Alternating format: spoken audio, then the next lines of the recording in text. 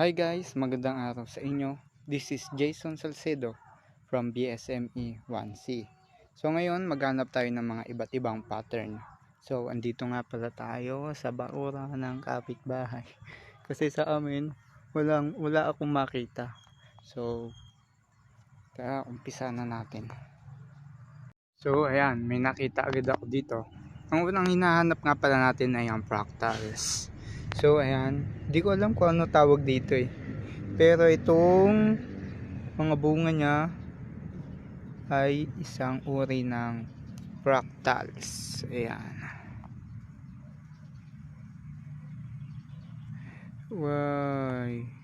Ayaw niya guys mag-focus. Ayan. Fractals. Kasi meron siyang mga pattern na paulit-ulit lang. Ayan. So, hanap pa tayo iba. Ayan, may nakita na naman ako dito. Ano to bulaklak ng talong. Ayan. Ay, so yan, may dala nga pala akong kutsilyo kasi kanila yung mga loob ng mga talong, sili, ganun ganon. May pattern din daw, kaya may dala akong kutsilyo. So, ayan. Yun ang hiram ako. Yan. Isang uri din ng fractals.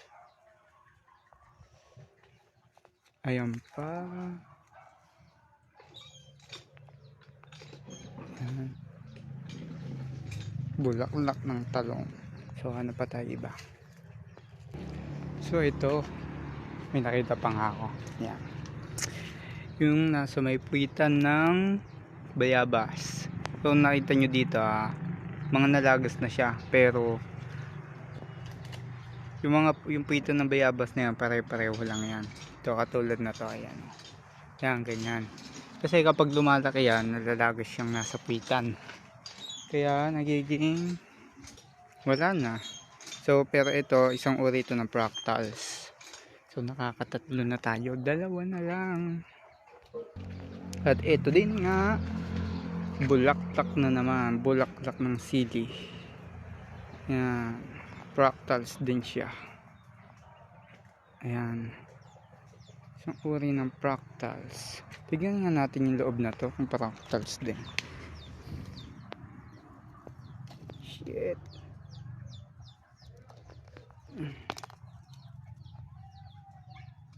So hindi, isa siyang ang tawag dito, symmetry. Yeah, this is symmetry. So may apat na tayo, isa na lang. So ayan, may nakita pa ako. Ayan, dahon ng papaya, isang uri din ng fractals. Ayan, luminaw. Ayan, isa siyang uri ng fractals. So next natin hanapin ay symmetry. Ayan, example of symmetry, dahon ng sampalok. Ayan, symmetry siya. Symmetry.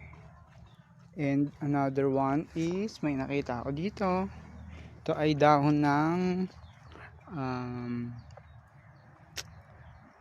makopa. Ayan, dahon ng makopa, symmetry din siya. And even my eyes. Ayan. Yan. It's a kind of symmetry. So, ano pa tayo? Dalawa na lang. Ito pa. Yan. Pasensya na kayo sa paligid. At ito ay ano-anong mga bibi. Ayan. Ito, symmetry. Ayan. Symmetry. Ayan. Symmetry. Magkabila sila pareho. So isa na lang. Kung nga pala naalala ko, one of example of symmetry is yung loob nitong sili. Yun o guys, symmetry. Ayan o, symmetry siya. Ayan, ulitin ko. Kaya kung mayroong kutsilyo, kasi nga panghiwa sa mga ganito para makita yung loob. Ayan. Symmetry. So nakalima na tayo sa symmetry. Punta tayo sa isa pang pattern. So the third one na pattern natin ay ang cracks. So ayan, that's an example of cracks. Ayan. And ito ay puno ng sampalok. Ayan. And even this one, that's the example of cracks din. Ayan. Ito naman ay acacia. Ayan. Acacia. And ito, ayan,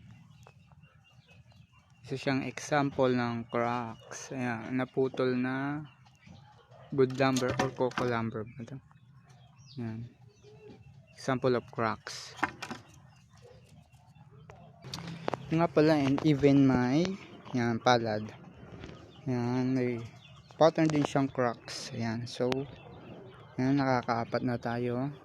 Last one. Ayan, may palad. Ayan, example ng cracks. Ayan, and this one guys, example siya ng cracks. Ayan, mga nato yung lupa ay buka rin yan guys. Wala kasing tubig kaya nagkaroon ng ganyan. Kind siya ng pattern ng cracks. Ayan, and this one guys, yung bukid. Ito na may kind ng tessellation pattern. Ayan, kung nakikita nyo. May mga nagtatanim pa. Ayan. Hindi na ako nag double video kasi nga hindi na izo-zoom. Ayan, para na izo-zoom. Ayan. So ayun, kind yun ng isang tessellation pattern.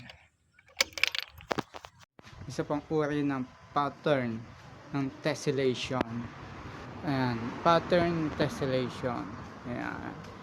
And even yung isang pattern na yun, tessellation din siya. And even this one guys, ayan, isa siyang uri ng tessellation. Yan. And this one, yan, tides. Isa siyang uri ng tessellation. Ang dumi. Wala na kasi nakatira dito eh. Yan. At sa mga paanga guys ng bibe, nag-aaway pa sila. Ang likot. Ayan. Isa siyang pattern ng tessellation. Ayan, hindi ko siya malapitan kasi nga nabubugaw. Ayan, isa siyang pattern ng tessellations kaya sinuzoom ko na. Ayan, pattern siya ng tessellation. Ayan.